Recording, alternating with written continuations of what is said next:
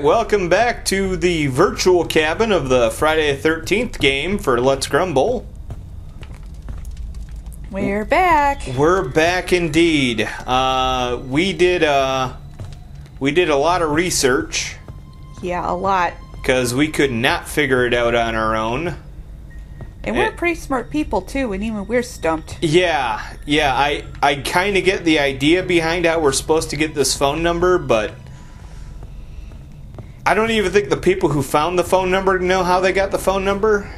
Yeah, because it looked like they had, like, numbers missing, or they were scrambled, or... Yeah, what it is it's supposed to coordinate with references to movies that have item numbers on them, like the script upstairs for the first movie has a 1. Yeah. And then this fucking potato sack from 2 has a 5. If it'll let me look at it. Because I'm assuming the movie is the order and the blue number is the number. Yeah, and then the third one has a... Well, the 3D glasses has a 3. And so on and so forth. But, rather than trying to go through all that and figure it out, we're just going to dial in the number. Alright. Because I can't figure it out. So it's 1, 5, 5, 5. We have 3, 4, 2, 9, 2, 7, 7.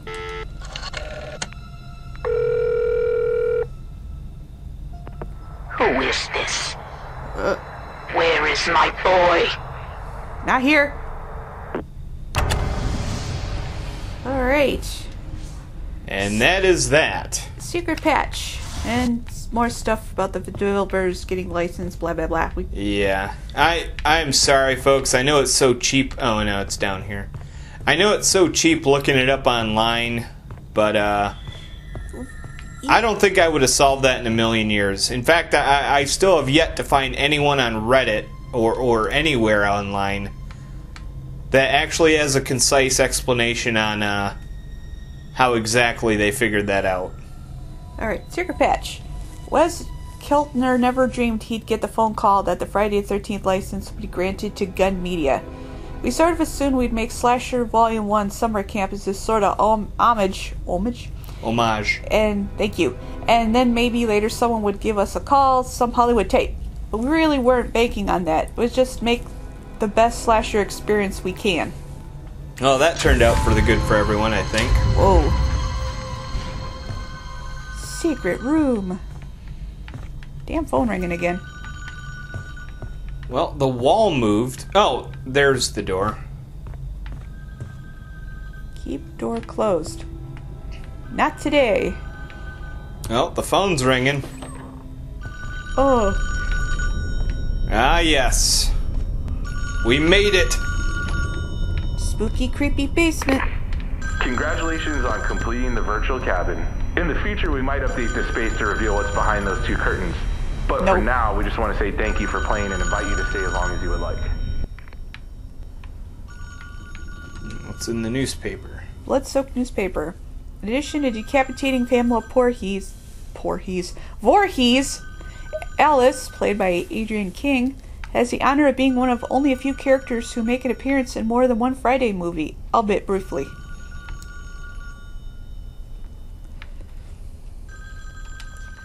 Well, that's special. Isn't that nice? And now we have all the Jasons. Part 2. The first film to feature Jason Voorhees as the killer. After surviving drowning and living alone in the woods for more than 20 years, Sackhead Jason emerges to exact revenge for the murder of his mother, Pamela Voorhees. Continuing his mother's mission to keep Crystal Lake closed, he decimates nearly every counselor at Packanack Lodge Training Center. Only aspiring child psychologist Ginny Field is able to outsmart and eventually defeat Jason. She puts on Pamela's sweater to trigger Jason, and then buries a machete deep into his shoulder. After the credits roll, one question remains. Where the hell is Paul? A debate that goes on to this day. Where's that damn phone? I think it's near the back. Yeah, there's 3. You know, we're not going to read all these. It'd be pointless. Just enjoy the costumes. 4. Oh, they don't have a 5. Good. Roy sucks. My least favorite Jason. This is one of my all-time favorite Jasons. Yeah, the swampy Jason? Yeah, it's part 7. And not so swampy Jason? Yeah. As Ghost Jason. Michigan Axe Jason? Yeah. It's the crappy Jason Goes to Hell. Should I say the franchise goes to hell? This is the special Tom Savini Jason. Ooh, fancy. Yeah. It's a skin that you could only get if you were one of the Kickstarter backers that decided you wanted to pay enough for a game that was likely going to get fucked over at one point due to rights. Haha! I was right. But and then someone stole a bunch of keys to it, and you could just buy this thing on eBay. I think you can still just buy it on eBay now. Yeah, Dan Ibbotson had something about it on successful Kickstarters or something like that. Savini's Jason. Savini's Jason was an exclusive reward for backers that supported the game early on. Special makeup effect guru Tom Savini created this Jason to reflect what Jason may have looked like after he returned from hell. Jason is badly wounded, deep gashes cover his body, and his skin is burned beyond recognition. Jason emerges from hell clutching a pitchfork he pried from the hands of Lucifer himself. Savini's concept is terrifying, unforgettable take on the king of slashers. And honestly, I had no interest in this thing. Looks more like Poseidon than Lucifer, but okay. It's neat, but ultimately it isn't canon.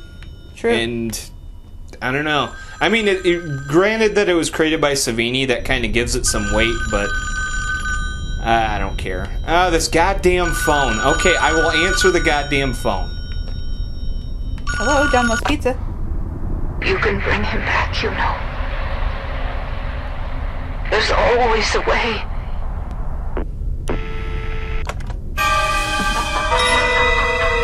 Oh, no! Oh, we have to wear the sweater.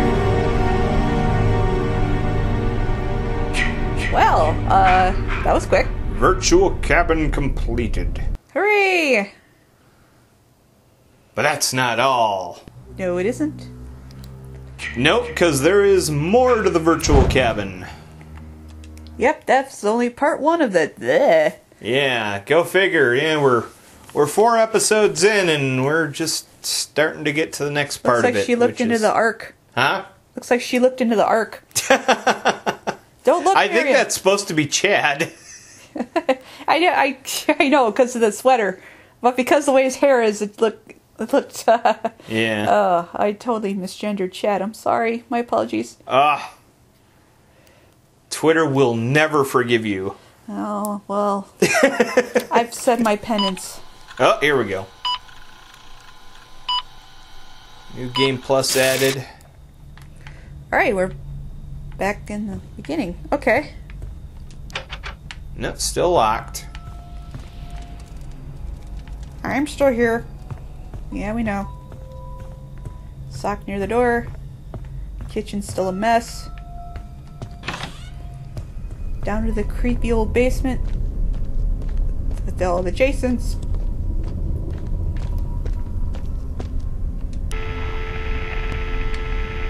Nope. I think we need to change the date on the Yeah, we gotta change it to... on the computer.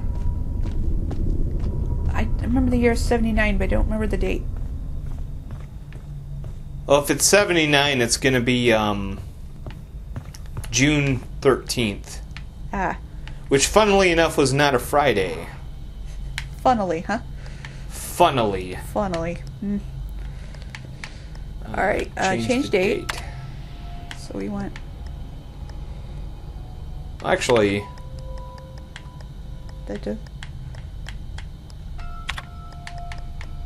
This was the number that Shelly had given us.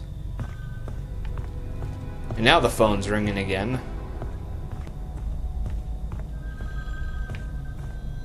Back down here. We get a special message from Larry Zerner where he's like, "Oh, you guys shouldn't be mad at Victor Miller. He's a good guy." Bring my baby back. Okay. No jump scares? Nope. Yeah. Alright. Well, let's try that 1979. Yep. Take it. Back through here. Ooh, like all that dust. Alright, so we want June. Whoop. Now something happened. Alright. Back down in the creepy basement. Phone's ringing, dude. Somebody answer the phone!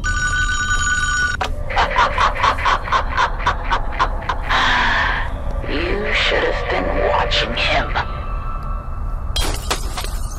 Uh-oh.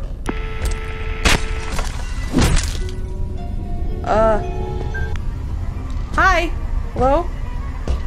Something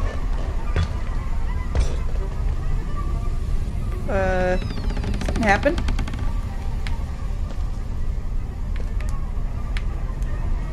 Tell you what, that violin player is having a hell of a time. Yeah, he is. Alright, so the lights are out.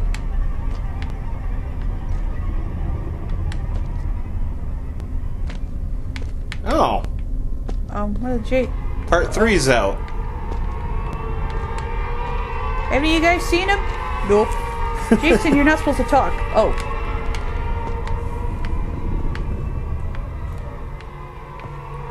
Largar dead. Yeah. Oh, now you gotta throw all those vegetables away. Dead Deborah. Devs at Gun Media brought in veteran Kane Hodder to do the motion capture for Jason. In an interview, Wes Keltner described an early conversation with Hodder about the mocap scenes. We were talking through motion capture and it said, let's get a few mocap actors in there, and Kane said, no, I'm going to be picking these people up and throwing them through you-know-what and just physically murdering these people in a motion capture studio. You can't do that to regular motion capture actors. They'll make it for like 2 scenes and then they're going to check out. You've got to get stuntmen. And so they did.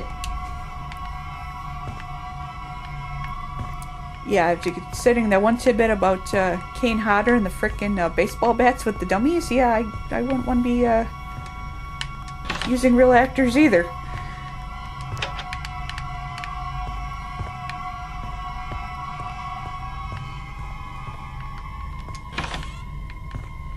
Dead. Ooh. Dead next door. At 25, the death count of Jason X is one of the highest in the franchise. Large as the number is, it doesn't take into account how Jason inadvertently murders the crew of the space station Solaris, which has a population that's possibly in the thousands, but is nevertheless unknown. And being a New Line film, I don't count it, so, meh. Ah! Alright. Well, thank God he didn't see me with my flashlight. Ooh. I think, Chad and Bugsy didn't make it. Nope.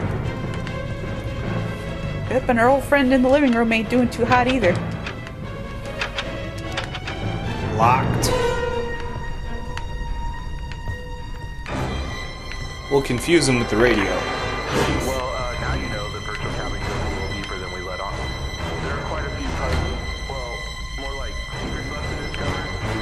We hid some content in this cabin that will not be... Really have to Ah! Glad to see he didn't make it. Eric Murderer La Chapa. It's part of the Kickstarter campaign. Yeah, same thing. Get their likeness in the game. What's such worst? Oh, his worst 3 stats Oh. are something. His worst 3 stats are being a gullible chump.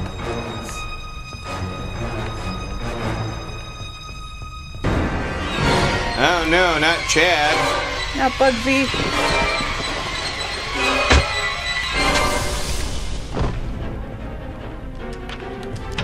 Nope.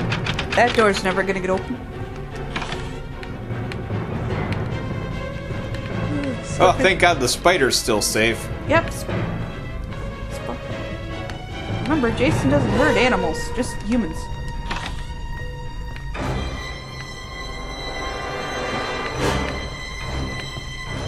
Same as it ever was, I think.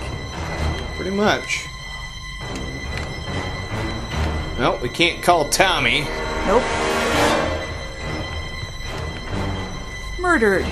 To some, the Friday the 13th movies are the epitome of morality in 80s slasher movies. Yes, there are drugs and promiscuity, but amoral teens are always punished. Cases have been made that Jason was the modern Reagan-era killer because he was killing off those kids who didn't just say no. Sean Cunningham said in a 2017 interview that F-13 was not about punishing people for having sex or morals, but that he was approaching the story with something like Jaws in mind. Yeah, for those of you who don't know, Sean S. Cunningham, he's not really a clever guy. He's just... Honestly, Friday the 13th was expressly a success just because they got lucky. That is a good point. Sean Cunningham just wanted to make money while ripping off Halloween. And to some extent, he kind of did that. Anything on the other body? Didn't check. Also murdered. Bugsy should have just said no.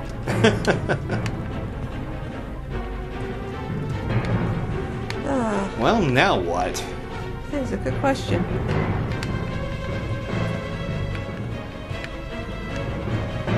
It sounded like Jason came up here. Yeah.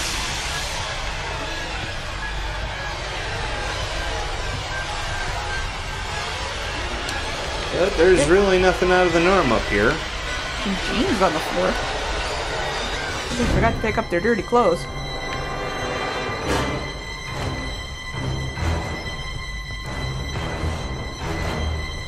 Okay, what are we missing? I don't know, because the front door is locked. And the back door is still locked. We're stuck! It's still dusty in here. He's still dead. Pillows are still clean.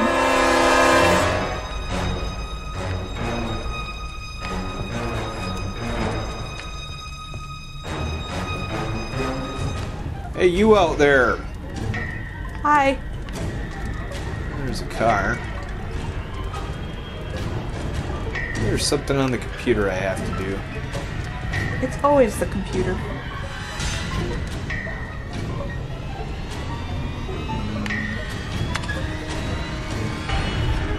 Nope.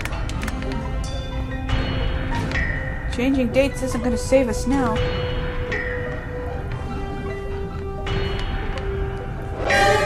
Yeah, there has to be something to do with something. Retro cabin, something to do with something. Guess that's its motto. Hey, a little toy figure.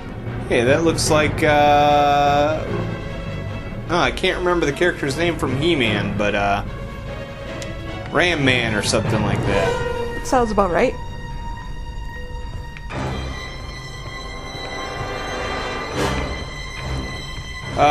Well, I guess we'll maybe call the cops.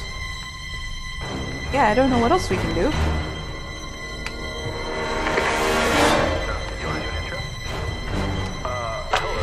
Welcome to the virtual cabin. I'm Chuck Brengard, CEO of GoFind, and we are the developers behind Friday the 13th, which you're currently playing now. Is there anything you want to say to the fans? Sure. I just want to say thanks for playing and supporting the game. Our fan base has been incredible. Your project is and that's because of all your continued investment and support. So where are we? So this is the virtual cabin, 2.0 to be exact. The virtual cabin was a way for our backers Bristol to Lake check out Police new art Department. assets and discover a few hidden Easter eggs as we were Hello? building the game. It was a really engaging way to Jason, sneak peek Jason's at what out we here. were Help us. developing. So, why bring it back? Ugh, useless as Oh. usual. Researching the Friday This the door's 13th open film now. for the game. Huh. And we wanted to present a fun way to go behind the scenes and Oh no. Ooh. Slaughtered. Movies are magic, and to Tom Savini, the special effects people are the magicians. We misdirect you all the time, said Savini in a roundtable discussion about the Friday the 13th series, because it's a magic trick. We do what magicians do. I almost said musicians. Ah. A magician, blah, blah, blah, blah, you know. Yeah, it's all about Tom Savini patting himself on the back. That's all it is. Okay, I thought I saw something on the floor. Yeah, those are pants. Yeah, but I thought Well- there was an icon on them. Those go on your lower half. I know what... I have survived this long with the ability to know how to put on pants, okay? I'm just grasping at straws here. Well, I heard, oh! Hey, the door's open! Hooray! Outside! We Out of are this- outside now. Out of this stuffy cabin. We can't go past there. So this is where it kind of gets interesting, folks. We promise. Yeah, it's a lot more funnish once you get out of the cabin. Hi there. I have a nice jacket. Why, hello. Let's sit down and live here. Yep. AJ Mason and Adam Palomino. The Friday the 13th dev team created a cast of characters that captured the spirit of the film's many casts. Inside the Unreal 4 engine, characters are referred to by their archetypes: jock, prep, nerd, flirt, bookworm, and rocker, to name a few. Wes Keltner spoke of the legal gray area and the difficulty in acquiring rights to an actor's likeness at PAX West 2016. Well, murky rights issues, huh? Well, thank God that's the only rights issues you had. Yeah. Tent. Despite the darker material, the Friday the 13th series have been occasionally lauded for its morals. In an early scene of Part 9, two campers are having sex in a yellow tent. Not wanting to use protection, they throw their condom out into the woods. Jason, alerted to their lovemaking, approaches the tent and steps on the unused condom before murdering the couple. For this scene, the Wall Street Journal called the film a return to morality in cinema. Well, that's one way of looking at it. The other way is just Adam Marcus is a dumbass. Fox. In Part 3, Gloria Charles played the memorable character Fox, who along with her motorcycle gang menaces Shelley and Vera at a local supermarket. Making a hasty exit, Shelley accidentally knocks over the gang's motorcycles and speeds off. In a scene that was never filmed, the biker gang gives chase. After lashing Shelley's car with chains, the chase was to end with Shelley popping a champagne cork into Fox's face. You know what the funny thing is? I was watching an interview with this actress that played this character. Yeah, Gloria Shelley? Yeah.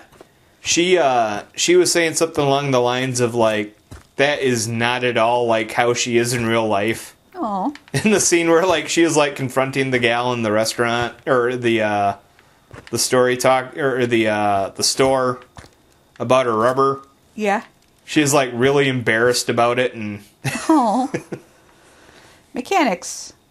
There were quite a few ideas that the game developers tested and ultimately scrapped. In a panel about the game, Dev Ronnie Hobbs described their initial thought on the car.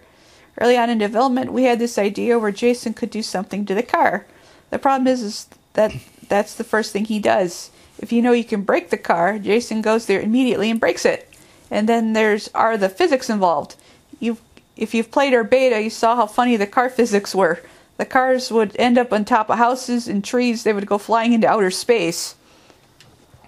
Well, I will admit that is one thing they did fix. Well, like I said, diehard fans, kind of. Good game developers, they're kind of shit game developers. Oh, great. Oh, That's a puzzle. that is indeed a puzzle. I know there's something to do with this radio.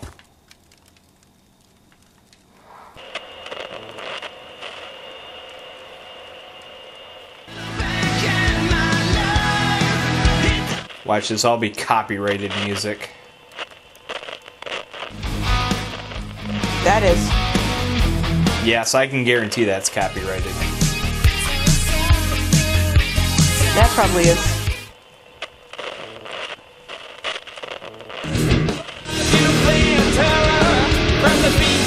Unsafe for any. Oh.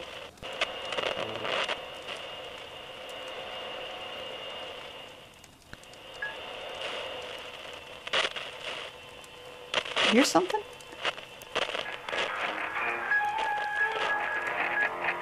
No, that's Harry Manfredini. Yeah, it's just Harry Manfredini.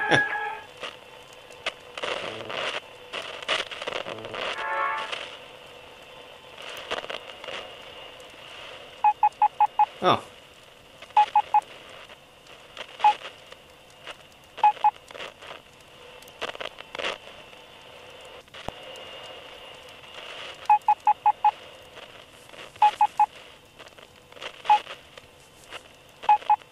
Alright, it's a code of some sort. I got 4312.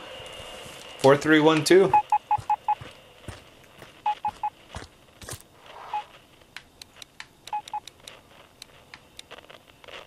And again, you know I don't have the best of hearing, so...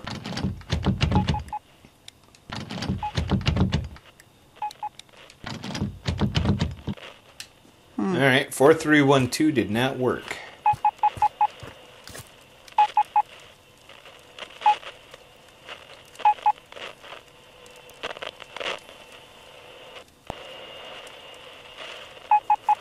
It's 5.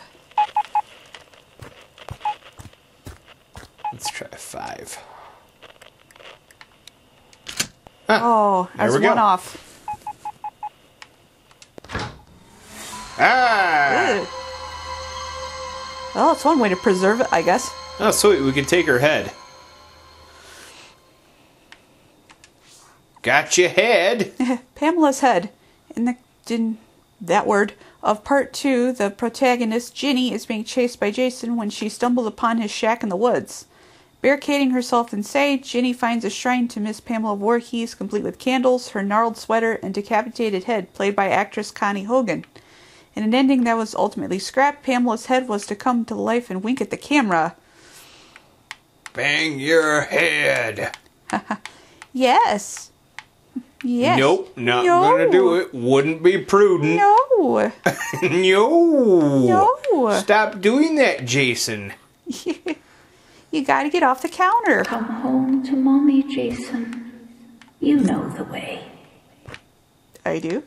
Alright, well, we got Pamela's head now. I imagine that means something. Alright, let's check out the lake. Gas.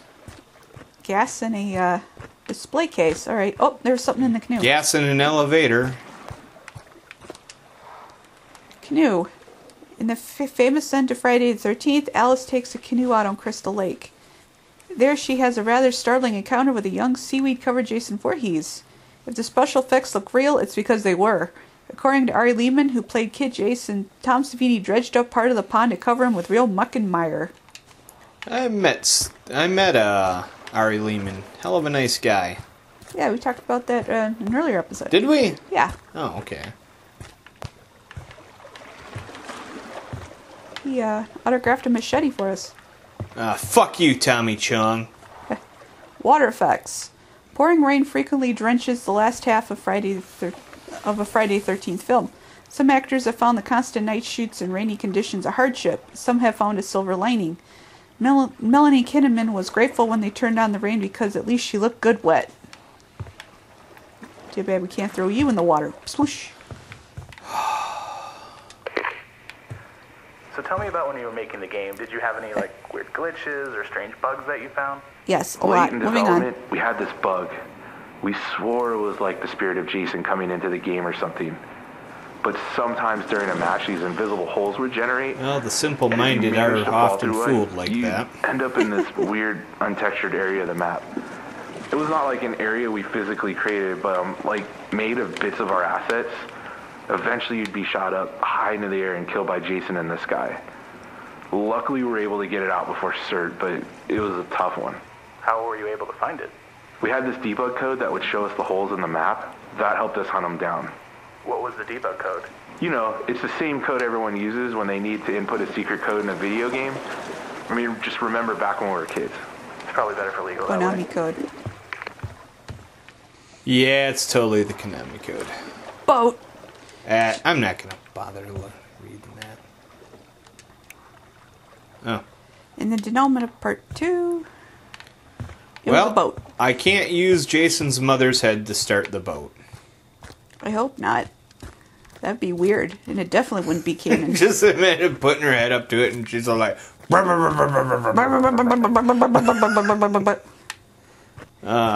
you know what? We're out of time. Yep, and on that note of Pamela's head motorboating a boat, I guess. Thank you for watching. Thank you for listening, and have a good day, everyone. Beware the Moors. Indeed.